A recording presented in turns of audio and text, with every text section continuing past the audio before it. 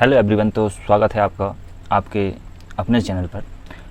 आज इस वीडियो में हम हल करने वाले हैं कक्षा 10वीं की प्रश्नावली 1.1 का पहला प्रश्न, जो है निम्नलिखित संख्याओं का एचसीएफ ज्ञात करने के लिए यूक्लिड विभाजन एल्गोरिदम का प्रयोग कीजिए। दोस्तों, सवाल को हल करने से पहले हमको सवाल को समझना बहुत ज़रूरी है। देखिए दोस्तों, यहाँ की जो संख्याएं हैं ये चेंज होती रहती हैं, यहाँ कुछ भी हो सकता है, इसलिए हमको ये सवाल समझना ज़रूरी है कि सवाल में क्या पूछा गया है और इसको कैसे हल करना।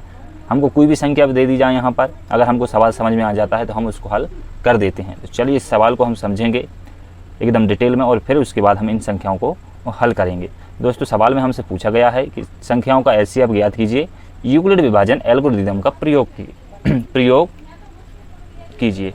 एचसीएफ ज्ञात करने के लिए यूक्लिड विभाजन एल्गोरिदम का प्रयोग कीजिए। तो सबसे पहले हम एचसीएफ समझ लेते हैं। वैसे आप में से काफ़ी लोगों को पता होगा एचसीएफ क्या होता है, लेकिन फिर भी मैं आपको शॉर्ट में बता देता हूं कि एचसीएफ क्या होता है। एचसीएफ वह बड़ी से बड़ी संख्या होती है जिसका दोनों में पूरा पूरा भाग चला जाए। ये तो हो गया एचसीएफ। अब हम समझेंगे यूक्लिड विभाजन एल्गोरिदम क्या होता है। तो इसको समझने के लिए पहले हम इसका सूत्र लिख लेते हैं, फिर उसको हम डिटेल में समझेंगे। तो यूक्लिड विभाजन एल्गोरिदम, यहाँ पर हम समझेंगे यूक्लिड विभाजन एल्गोरिदम, और यूक्लिड विभाजन एल्गोरिदम को समझने के बाद हम सवालों को हल करेंगे, जिनको हल करना बहुत ही आसान हो जाएगा। इस सूत्र को समझने के पहले तो यूक्लिड विभाजन एल्गोरिदम होता है ए बराबर बी गुणित क्यू प्लस आर, ये इसका सूत्र होता है। तो चलिए इस सूत्र को समझते हैं हम। यहाँ पर एक स्थान पर वह संख्या लिखेंगे जो दोनों में से बड़ी संख्या होगी। जैसे कि 135 और 225 में बड़ी संख्या 225 है, तो ए के स्थान पर 225 आएगा, और बी के स्थान पर छोटी संख्या आती है जैसे कि 135। 225 बड़ी यहाँ पर आएगी और छोटी वाली संख्या जो है बी के स्थान पर आएगी। अब क्यू और आर के स्थान पर क्या आएगा, तो हम 135 का भाग देंगे 225 में, जो भागफल होगा वो आएगा क्यू के स्थान पर, और जो शेषफल होगा इन दोनों इसका इसमें भाग देने पर तो वो आएगा आर के स्थान पर। यहाँ पर कंडीशन होती है कि ये जो आर है या तो ये 0 से बड़ा रहेगा या फिर बराबर रहेगा, और इस बी से हमेशा छोटा रहेगा। ठीक है, यहाँ पर जो आर है या तो ये 0 के बराबर होगा या 0 से बड़ा होगा, और ये आर बी से हमेशा छोटा रहेगा। मान लीजिए यहाँ पर 6 है, तो यहाँ पर जो आर आएगा वो 5 4 3 2 1 0, इस तरह से यहाँ पर आर का मान होगा। तो चलिए इसको मैं एक बार हिंदी में लिख देता हूँ। यहाँ पर एक रेखा से मैं आपको ये होता है हमारा भाज्य। ठीक है, और बराबर में होता है भाजक। ठीक है, भाजक गुणित भागफल प्लस शेषफल, ये होगा इसका हिंदी रूप। ठीक है, अब इसको एक बार मैं डायग्राम से आपको समझा देता हूँ। ये हमारा भाग देने का तरीका होता है। बीच में जिस संख्या को लिखते हैं वो भाज्य होती है, जिससे हम भाग देते हैं वो भाजक होता है, और जो हमको प्राप्त होता है भाग देने पर, जितनी बार हम उस संख्या में भाग देते हैं वो भागफल कहलाता है, और यहाँ पर जो बचता है वो शेषफल होता है। ठीक है, तो यहाँ पर जो होगा ये ए का मान, ये बी का मान, ये क्यू का मान रहेगा, और ये आर का मान। तो आई होप आपको यूक्लिड विभाजन एल्गोरिदम समझ में आ गया होगा। तो चलिए हम पहली संख्या को हल करते हैं, 135 और 225। तो इसमें से 225 बड़ा है, आप इसको इस तरह से लिखेंगे, 225 बड़ा है 135 से। तो यहाँ पर यूक्लिड, यहाँ पर आपको ये यहाँ से हल हो रहा है दोस्तों, ये आपका हल हो रहा है। ये यहाँ तक मैंने आपको समझाया है यूक्लिड विभाजन एल्गोरिदम। अब इसको हम संख्याओं को हल कर रहे हैं यहाँ पर।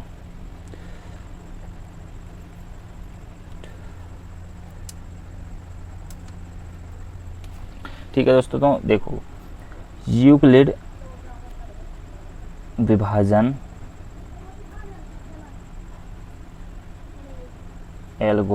ऐसा हिंदी लिखना जिससे अच्छा लगेगा। यूक्लिड विभाजन एल्गोरिदम का प्रयोग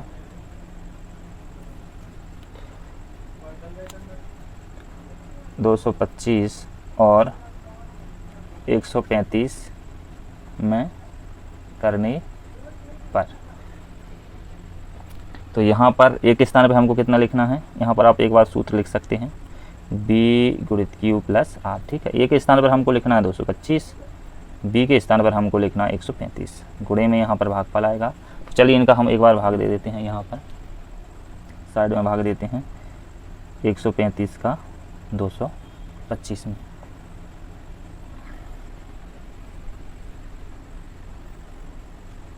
एक बार जाएगा 135 घटेगा, यहाँ बचेगा 0, 12 में से 9, 3 के 9 और यहाँ पर कुछ नहीं, 90 आ गया। शेष फल हमारा 90 और भागफल कितना आया 1, तो 1 आ जाएगा गुणा में और ये जो शेष फल है यहाँ पर हो जाएगा प्लस। तो अभी हमारा एचसीएफ नहीं निकला है। हमारा एचसीएफ जब निकलेगा जब यहाँ पर हमको शून्य प्राप्त हो जाएगा, और जब तक हमको शून्य प्राप्त नहीं होता है इसको हम आगे बढ़ाते रहेंगे। जैसे कि अभी हमने 135 का 225 में दिया, अब क्या होगा, जो 135 है वो उठ कर आ जाएगा यहाँ पर, अब 135 में भाग जाएगा 90 का।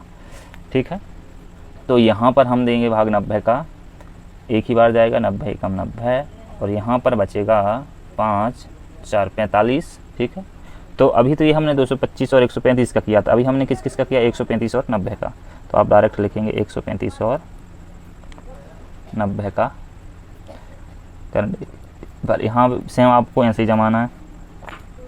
135 बराबर 90 गुणित 1 प्लस 45, ये हो गया। अभी भी हमको शून्य प्राप्त नहीं हुआ शेष फल, इसलिए इसको और आगे बढ़ाएंगे और यहाँ पर जो 90 था वो उठकर यहाँ आ जाएगा 45 के सामने। अब 45 का जो 90 में है पूरा पूरा भाग 2 बार में चला जाएगा। यहाँ पर 45 दूनी 90 होता है, 90 में से जब जाएगा कुछ नहीं बचेगा। तो हमारा जो शेष फल है वो 0 प्राप्त हो गया है, इसलिए हमारा जो एचसीएफ रहेगा वो 45 रहेगा। तो यहाँ पर एक बार और जमा देते हैं 90 और 45 का करने पर। ठीक है, तो यहाँ पर आएगा 90 बराबर 45 गुणित 2 प्लस 0। तो यहाँ पर हमको शेषफल 0 प्राप्त हो गया है, अतः हमारा आंसर रहेगा एचसीएफ, यहाँ आप लिखेंगे एचसीएफ 225 और 135 का बराबर 45। ये हो गया हमारा आंसर। तो दोस्तों ये हो गया हमारा पहला प्रश्न हल, और उम्मीद करता हूँ आपको पूरा अच्छे से समझ में आया होगा। अगर फिर भी आपको कोई डाउट है तो आप मुझे कमेंट में पूछ सकते हैं, और ये जो बाकी के 2 सवाल हैं आपको होमवर्क में इनको करना है। इन दोनों को आपको बिल्कुल सेम इस विधि से करके देखना है। अगर नहीं बनते हैं, आपसे इनको हल करते नहीं बनता है, तो मैं नेक्स्ट वीडियो में इन दोनों का हल आपको बता दूंगा। आप कमेंट करके ज़रूर बताइएगा आपको ये वीडियो कैसी लगी। वीडियो अच्छी लगी हो तो वीडियो को लाइक कर दीजिए, और 10वीं का आप पूरा कोर्स इस पर अपलोड किया जाएगा, तो आप चैनल को सब्सक्राइब कर लीजिए। वीडियो देखने के लिए बहुत बहुत धन्यवाद, थैंक यू। फिर मिलेंगे नेक्स्ट वीडियो में, तब तक के लिए बाय बाय।